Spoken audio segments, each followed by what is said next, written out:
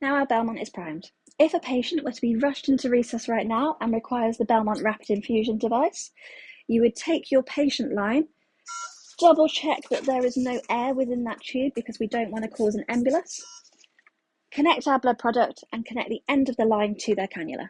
So let's talk about that, shall we? Patients do not come in receiving cannulas. Sometimes in an emergency, we might need to put an IO in.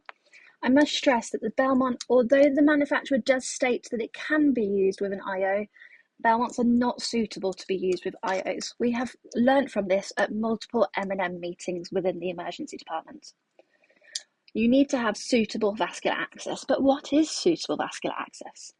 In an exsanguating patient, we want the biggest gauge cannula that we can get in, ideally a 14 gauge, so we want an orange cannula.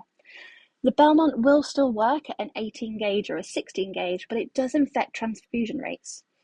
If we have a 14 gauge cannula, we'll get 450 mils a minute of blood products into our patient, compared to a 22 gauge cannula where you will only get 22 mils a minute into your patient. Depends on the level of hemorrhaging or exsanguation as to what rate you're going to want for your patient. Now that I'm not going to put in a video, we're going to do that on our one-to-one sessions because it really does depend on the rationale of why we're using the Belmont, the patient presentation, and also the hemodynamic stability of the patient.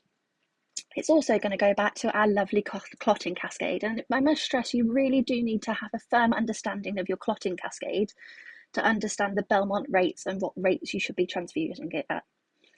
If you are activating major hemorrhage, you can do this by grabbing our resuscitation room emergency folders. These are the same that are on the cardiac arrest trolleys around the trust. However, the major hemorrhage protocol within the emergency department differs from the rest of the trust, and we have an addendum for major trauma. Now, the Belmont can be used with red blood cells and fresh frozen plasma. However, it cannot be used for pooled platelets.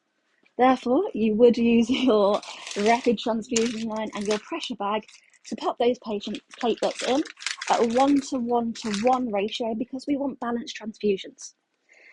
After you've transfused 4 blood products, irregardless of what those blood products are, please do escalate to your team leader that you have done so, because at this point you should be stressing calcium chloride. Now, it's not for the Belmont nurse to give the calcium chloride, but we need to stress to the team leader that we're now at a point that we should be giving it in major trauma. Whoever does give it, make sure it's followed by a 20 ml flush.